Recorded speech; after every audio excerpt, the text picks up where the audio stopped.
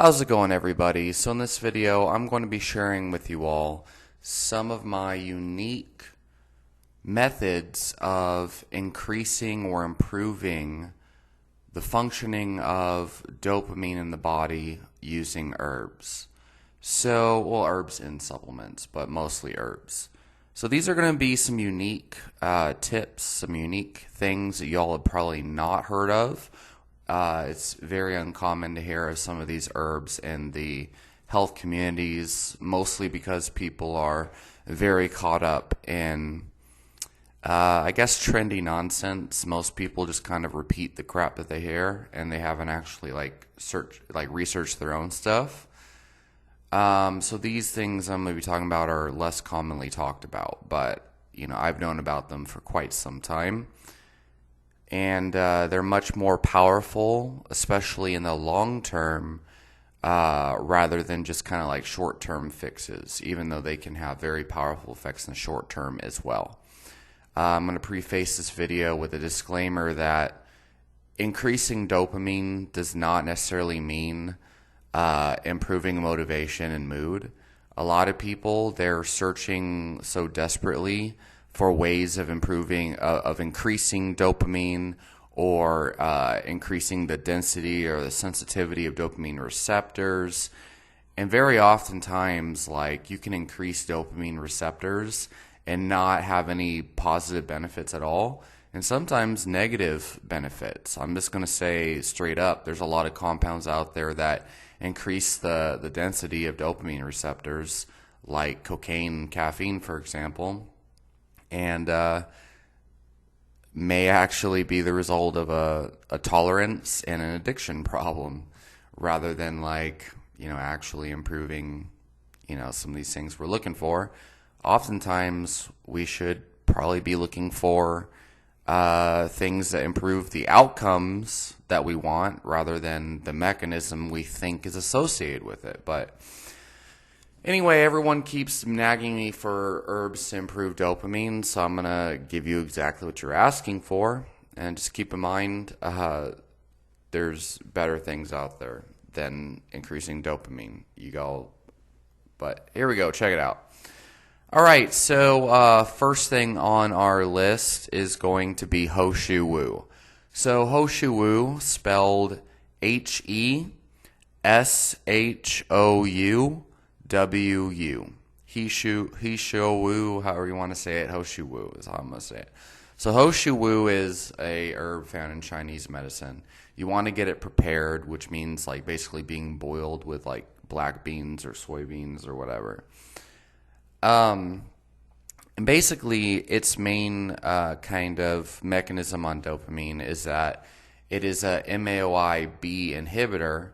And so MAOIB is basically an enzyme that's responsible mostly for breaking down certain dopamine and to a certain degree endorphins. And so when you have a powerful MAOIB inhibitor like Shou Wu, what can happen is it can allow more dopamine to kind of circulate in the nervous system, or in the periphery, or whatever you want to say. And so more dopamine is going to be present and less is going to be broken down. And therefore, you should probably feel a lot more of the effects associated with dopamine. Again, increasing dopamine doesn't always mean a massive improvement in motivation and stuff.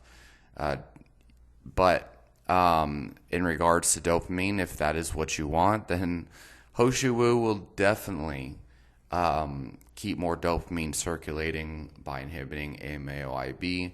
Obviously, there's a multitude of other benefits out there, and many people have strong libido-enhancing benefits to report when they take Shou Wu, and it can also improve sleep pretty significantly, from what I found, and be a bit calming and kind of soothing in a very satisfying mentally type of way, probably due to its improvements. It's increasing dopamine and endorphins, so you're going to feel more satisfied and a little bit more kind of calm and comforted. And increasing dopamine is probably going to improve your libido to an extent, and that's probably why Shou Wu does such a thing.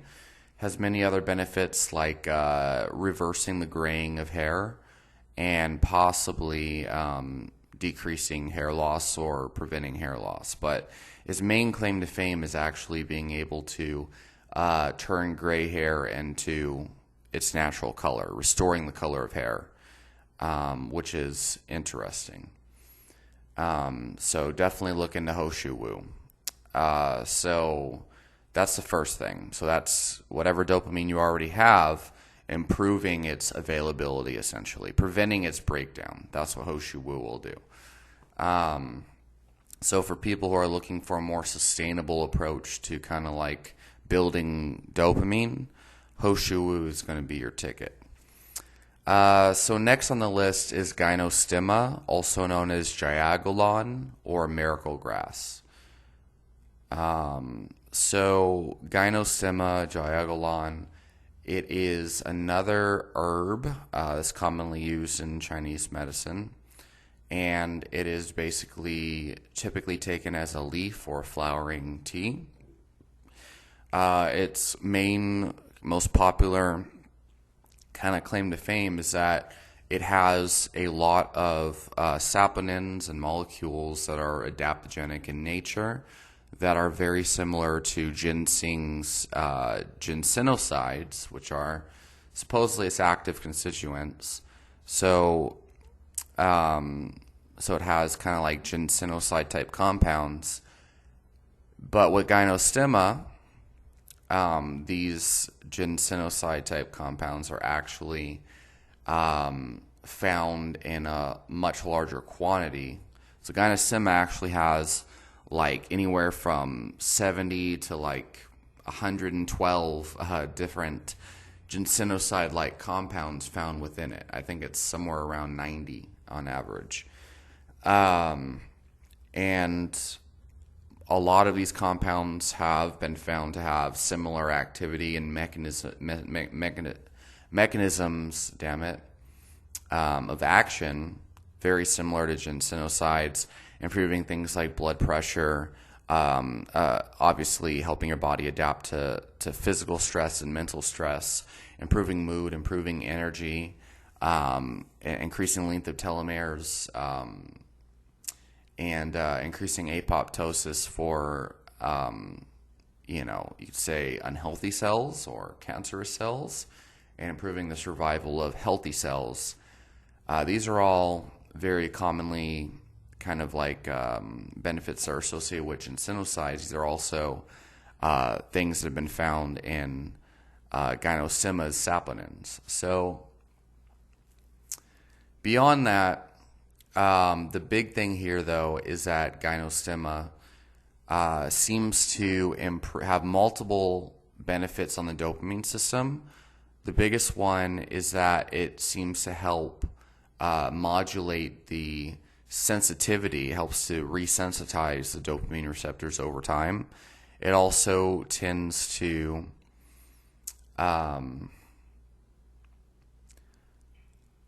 modulate the amount of dopamine receptors. So when you consume a lot of caffeine, there seems to be an upregulation in the quantity of dopamine receptors. So it can help with kind of like the withdrawal symptoms and the coming back to baseline after removing caffeine from your body, or any kind of like dopaminergic type of issue. So if you're trying to overcome something like, pornography addiction or whatever, a really big problem people face is like when they come off of something like this, they have more receptors that have been created due to the desensitization of the dopamine receptors you had. Your body creates more, and that makes the kind of like withdrawals and the addiction so much more powerful. So Gynostemma can increase the sensitivity of whatever receptors you have so that a little bit of the caffeine goes a longer way. So caffeine's more powerful now. And the same thing with porn and all these other things. And then your brain will start to decrease the quantity of receptors, which allows you to kind of like have a more normal response to smaller amounts of whatever drug or addiction or dopaminergic activity. And so one of the most common reasons why people do dopamine detoxes is to resensitize their brain to this, to life and to the stimulus. When you go through life, you want to be able to have like dopamine engaged in smaller activities, right? You want to be able to go outside and smell the roses, so to speak. But most people, they can't stop and pick up a rose and will get a endorphin type of reward, an endocannabinoid release, because those are the actual molecules associated with pleasure. People don't get pleasure from just the simple things in life anymore. And that's because their dopamine is so like down regulated, and their endorphin response requires such a high standard now to release the pleasure chemicals that people need these very hyper-stimulating activities like social media, like crazy amounts of porn and stuff like that. And people, the standard energy drink now is like 300 milligrams per can. It used to only be like 160 back in my day. And that's because people are they're too used to the caffeine now. They need crazy amounts. So Gynostemma will help your brain kind of go back to sanity by increasing the sensitivity of dopamine receptors and down-regulating the quantity. So, and something I forgot to mention with Shou Wu actually is that it also seems to boost superoxide dismutase, which is your body's master endogenous antioxidant.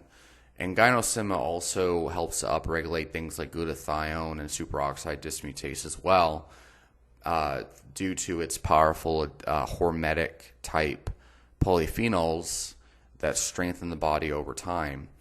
And something that you'll see is that a lot of these compounds that I'm talking about that are not precursors to dopamine, but they're long-term things that have short-term benefits, they have a secondary effect of like boosting endogenous antioxidant production.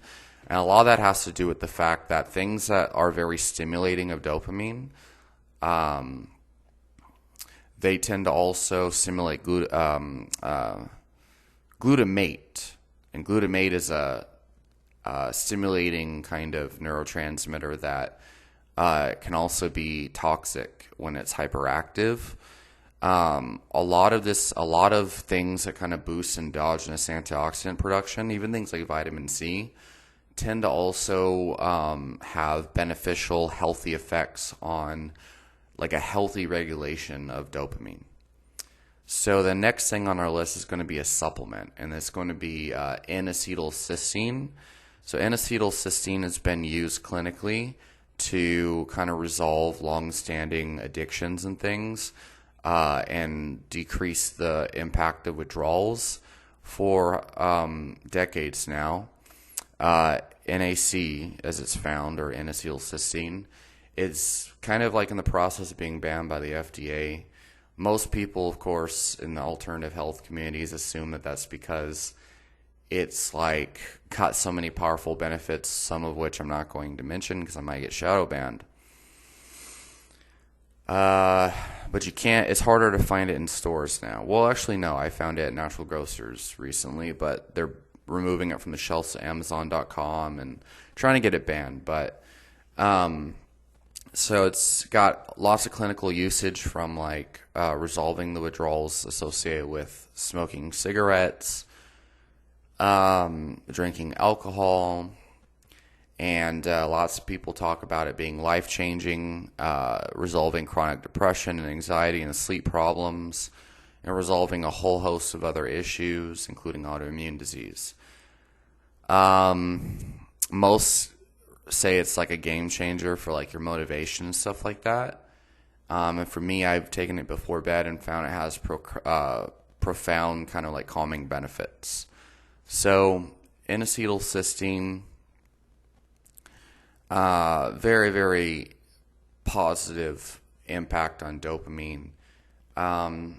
So what it seems to do, again, is kind of like increase the sensitivity of dopamine over time. Now, some people have mentioned in the short term that it might like decrease the effect or nullify the effect altogether. of stimulants. So if you are taking things like Adderall, for example, people commonly will say that it completely nullifies the effects of things like Adderall in the short term. And so it's best to take it in small doses before you go to bed if you want those long-term kind of dopamine improving benefits. But many people take it in pretty short and pretty high doses in the short term to get these profound dopamine effects. Something like anywhere from 1,200 up to about 2,000, like 2,000 milligrams. Taken before bed is like when people really feel the effects. So that means 1 to 2 grams is one of the most common dosages with N-acetylcysteine. So that's going to warrant some experimentation. And I would say taking it before bed or in dosages around, 1,600 milligrams to 2 grams might be something to look into.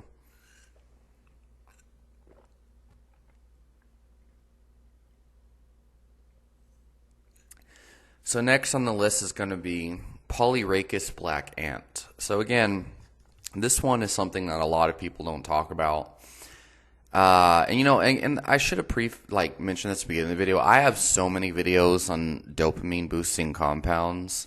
Most of them are things like mucuna and tyrosine and things that are precursors to dopamine, or things like yohimbe that can actually be very powerful stimulants of catecholamines like norepinephrine and dopamine. Things that work more like Adderall and caffeine. But have like a tolerance build up and stuff like that. But Polyrhachis black ant is one that's not really talked about very often. It is another kind. It's really just black ants, like a certain species of black ants that are typically cultivated from the Polyrhachis species of black ants that crawl around the ginseng plant and basically they're found literally eating the ginseng plant, or crawling around the ginseng plants. And they're cultivated from environments that are really harsh. And just like with most adaptogenic plants, like the ones we talked about before, especially things like rhodiola and stuff like that, these compounds actually build up resilience to these environmental stressors and harsh environments that make them stronger. And these compounds that are produced as a result of the plants themselves developing defenses against their environment actually make humans stronger too. Which is why I personally don't abide by this carnivore dogma these days of plants trying to kill you. Actually, that's not true. Most traditional Chinese tonic herbs that people have taken to increase their lifespan and make them feel like gods, the active ingredients that actually make you stronger and have their effects are actually these defense chemicals. So, but anyway, Polyrhachis is actually an ant, so it is actually a carnivore-approved tonic herb, I guess, if you really care about that bullshit dogma. But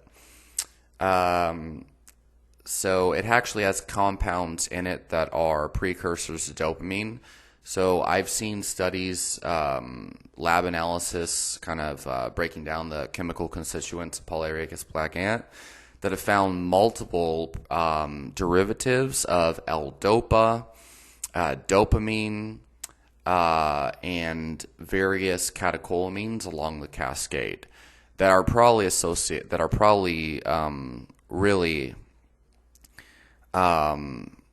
responsible for the positive benefits in Polyrhachis that we see in these studies. So most of these things I've talked about, maybe with the exception of N-acetylcysteine, which I don't really like N-acetylcysteine as a daily tonic, but pretty much most of these things should be taken on a regular basis to see their most powerful effects, taken in the right forms, of course. So Polyrhachis has a wide variety of other benefits too, such as improving ATP, adenosine phosphate, your body's main source of chemical energy. So it can improve your explosive energy and your endurance and things like that due to its increasing in ATP. And just make you more like stronger, more resilient, and just feel more on point. I find Polyrhachis has kind of like a grounding effect and makes me feel kind of more at ease, but in a kind of masculine way where I'm like I feel more confident in myself to the point where I'm just like, I'm good with reality, right? And I'm not concerned about other people's kind of imbalanced, what would be the word? Like personas, I guess, if that makes sense. But Polyrhachis is known for, again, it's like supposedly a yin and yang jing type tonic in Chinese medicine. Basically, it seems to have kind of like testosterone induce improving qualities, so to speak. Not to say it boosts testosterone, but when people are seeking something that boosts those effects of testosterone, that's kind of what Polyrhachis will do. It'll make you feel more motivated, make you feel kind of more calm at the same time, more at ease, also make you just feel more like on your grind, like on your stuff. So yeah, one more kind of herb, and then we're going to wrap this video up, because I just feel like dopamine is not something people should be so focused on. But these herbs will help you with things that you really want. So Cordyceps is the next one. So Cordyceps is another one that seems to improve the sensitivity of dopamine receptors over time. It also seems to have kind of like independent qualities of improving dopamine recycling, kind of similar to Shou Wu and the inhibition of MAOIB. And obviously, Cordyceps also is going to improve things like ATP and kind of like boosting your overall drive for life. It'll give you more energy because it helps your body recycle ATP. So Polyrhachis actually supplies ATP and supplies dopamine. Cordyceps helps to recycle whatever dopamine and ATP you do have. So these are like the ultimate athlete tonics and the ultimate tonics for like just building your endurance for life. So I really am a huge fan of Cordyceps and black ant extract. I personally really like the Hyperion herbs, and Hyperion herbs actually has all of these herbs and stuff except for the N-acetyl cysteine, of course. And I really like their extracts. They're highly concentrated whole herb extracts, and they're third-party tested for the active constituents within all of them. And their Gynostemma is actually just a really high-quality, grown, kind of organically grown Gynostemma. So I take all of these, and what you'll notice is in the short term, you just feel like a positive stimulation. Especially when you take the black ant, like literally in my morning elixirs, what I like to do is I'll take a half a teaspoon of Cordyceps, half a teaspoon of black ant, and I'll brew up some Gynostemma and just drink that in a tea. And I drink that with my morning coffee, and I do take a variety of other kind of like herbs and things. Like I take like a real true red Panax ginseng, blending that up with astragalus. And before I go to bed, like I'll take the Shou Wu sometimes, and I'll still drink Gynostemma before bed. Gynostemma is great because it can kind of like boost your energy in kind of like a relaxing and grounded way in the morning, and it really just helps to kind of like boost the qualities and make them more lasting of whatever you do take, like caffeine or whatever. Kind of like evens out the buzz so you don't have jitters, but makes it more longer lasting. Whereas when you take it before bed, it helps you kind of just like relax and prepare for bed and gives you a better sleep and makes the whatever you take for sleep more kind of like effective. And for me, my sleep routine these days is holy basil, and I'm experimenting with ashwagandha again as recently. I'll take some Gynostemma with some pu'er tea before bed. Anyway, that's going to be it for our dopamine video today. And remember, there's so many things you can take, like tyrosine, mucuna, maca root kind of has some dopamine boosting qualities. Cacao is really not a dopamine herb like people might think. It is more in line with endocannabinoids and endorphins, but it'll give people a lot of the satisfying, relaxing benefits that people think is associated with dopamine. But because people are specifically asking for dopamine, I'm not giving them all the things that'll boost their motivation and their well-being that, have nothing to do with dopamine. So, yeah, anyway, people need to start looking for herbs and supplements and routines that boost motivation, boost focus, boost relaxation, and boost the qualities of the end result rather than like the mechanism, right? Just because something boosts testosterone, inhibits estrogen, boosts dopamine, and shit like that doesn't mean it's going to make you feel the way you want to feel, all right? So I'm just throwing that out there. Leave your question, but, whatever. So leave your question, comments down below, and I'll talk to y'all next time.